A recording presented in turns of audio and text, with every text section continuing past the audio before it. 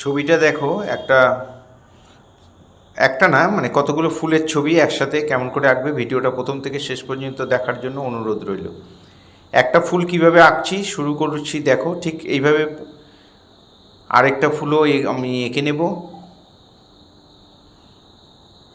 মাঝখানে পাপড়িটা আগে এঁকে তারপরে দুপাশে দুটো এঁকে তারপরে বাকি পাপড়িগুলোকে দিয়ে দেবো। এখানে একটা কুড়ি আঁকছি, কুড়িটা ইউর মতো করে তারপরে এঁকে দিলাম। এখানে ডাল এঁকে দিলাম।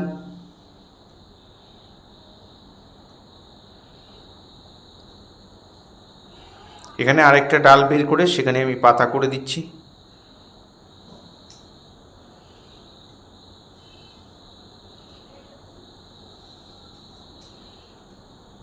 এখানে একটা পাতা, এখানে একটা পাতা।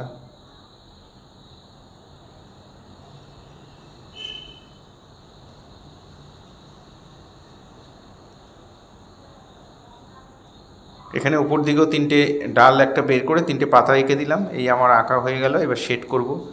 পেন্সিলটাকে চেপে ধরে রেখে এরকম অল্প অল্প একটু একটু করে শেড দিয়ে নিলাম। দিয়ে নিয়ে গ্রাইন্ডার দিয়ে ভালো করে মিলিয়ে দিচ্ছি। যাদের কাছে গ্রাইন্ডার আছে তারা গ্রাইন্ডার দিয়ে মেলাবে, যাদের কাছে নেই তারা ইয়ারবাড দিয়ে করতে পারো, হাত দিয়ে ঘষেও মিলিয়ে দিতে পারো।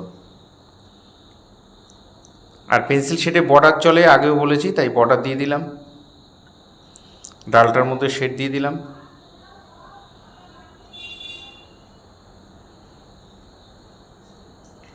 এবার এই ফুলটার মধ্যে শেড দেব।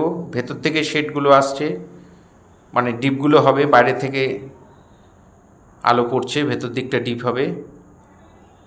ঠিক যেভাবে করছি তোমরা যদি ঠিক সেইভাবেই করো তাহলে অনায়াসে করে ফেলতে পারবে।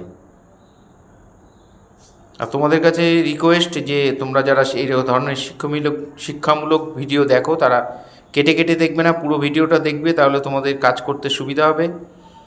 আর ভিডিও দেখে দেখে যদি ছবি আঁকতে হয় তাহলে একটু দেখবে, একটু করবে, আবার বন্ধ করে নিয়ে আবার একটু করবে, সেভাবেও তোমরা করতে পারো।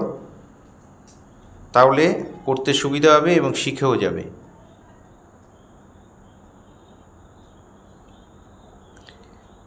এবার নিচের ফুলটার মধ্যে শেড দিচ্ছি। ঠিক একইভাবে একটু একটু শেড করে নিয়ে আমি মিলিয়ে দিচ্ছি, গ্রাইন্ডার দিয়ে ঘষে ঘষে মিলিয়ে দিচ্ছি।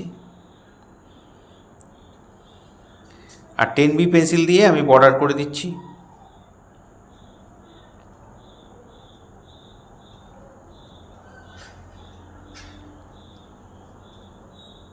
এখানেও পাতাগুলোর মধ্যে শেড দিয়ে দিলাম।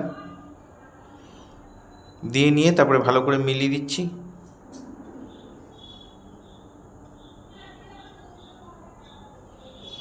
আর 10B পেন্সিল দিয়ে বর্ডার করে দেব। এই ধরনের ভিডিও প্রতিনিয়ত পাওয়ার জন্য অবশ্যই আমার একমাত্র YouTube channel Suryadip art gallery আপনারা অবশ্যই সাবস্ক্রাইব করবেন। ভালো লাগলে একটা করে কমেন্ট করবেন। ফেসবুকে যারা ফার্স্ট টাইম আমার ভিডিও দেখছেন তারা অবশ্যই আমাকে ফলো করবেন। পুরো ভিডিওটা দেখার জন্য সবাইকে অসংখ্য অসংখ্য ধন্যবাদ। এভাবেই আমার সাথে থাকবেন, পাশে থাকবেন।